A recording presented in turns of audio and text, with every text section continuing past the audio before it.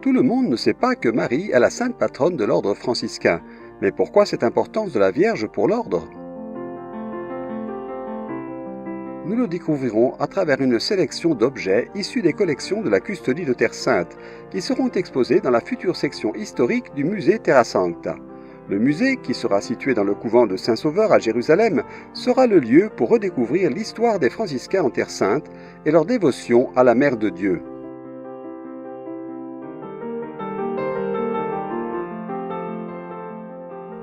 Le père Stéphane Milovic, directeur du bureau du patrimoine culturel de la Custodie, et le père Alessandro Coniglio, professeur au Studium Biblicum Franciscanum de Jérusalem, nous accompagneront dans cette étude approfondie. Ci troviamo nella chiesa di San Salvatore a Gerusalemme, di fronte a uno degli altari laterali della chiesa. Nous sommes dans l'église Saint-Sauveur, au cœur de la vieille ville de Jérusalem, devant l'un des autels latéraux. Nous débutons notre parcours de découverte de la dévotion mariale franciscaine avec ce tableau. Il s'agit d'une huile sur toile représentant François d'Assise agenouillé devant l'apparition de Jésus et de Marie en majesté. L'épisode représenté eut lieu après le miracle des roses, évoqué dans le tableau par les fleurs rouges et blanches déposées sur les marches.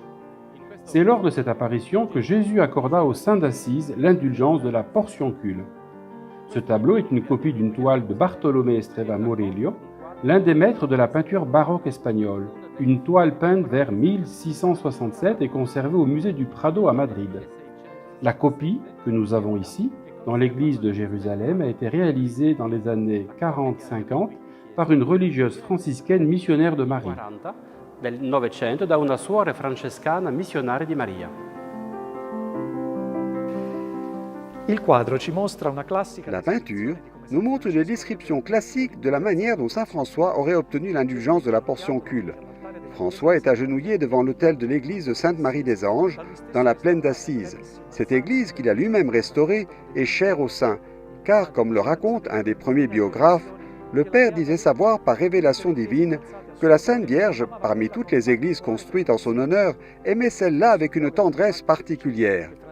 Le même biographe nous dit en effet que François entourait la mère de Jésus d'un amour indicible, parce qu'elle avait fait notre frère le Seigneur de la Majesté. Mais ce qui nous remplit de plus de joie, c'est qu'il a fait d'elle l'avocate de l'ordre et a placé sous ses ailes les enfants qu'il allait quitter, afin qu'ils trouvent chaleur et protection jusqu'à la fin. Et l'épisode représenté dans le tableau montre précisément cette protection de Marie accordée à saint François lui-même dans un moment de tentation. En effet, les roses que l'on peut voir à ses pieds rappellent comment le séraphique père s'est jeté nu sur un rosier derrière l'église de la Portioncule, parce qu'il avait été saisi par une tentation de la chair. Son amour pour Dieu était si grand qu'il ne voulait l'offenser en aucune manière et n'aurait pas craint les blessures infligées par les épines des roses, afin de rester fidèle à sa vocation de consécration totale au Seigneur. Mais voici le miracle. Les roses ont perdu leurs épines et François a surmonté la tentation par l'intervention de la grâce de Dieu plus que par son geste ascétique. Puis, de retour à la portioncule devant l'autel, il eut la vision de Jésus qui, par l'intercession de la Sainte Vierge, sa mère, accorda à François l'indulgence plénière pour les pèlerins venus visiter cette petite église en l'honneur de Marie. Comme François, nous aussi, nous pouvons surmonter toute tentation en regardant Marie, et en nous confiant à elle, nous pouvons obtenir de son Fils Jésus la grâce qui nous sauve dans le pardon de nos péchés. En effet, Marie n'est pas seulement l'avocate de l'ordre des frères mineurs, mais de tous ceux qui l'invoquent avec foi et dévotion sincère.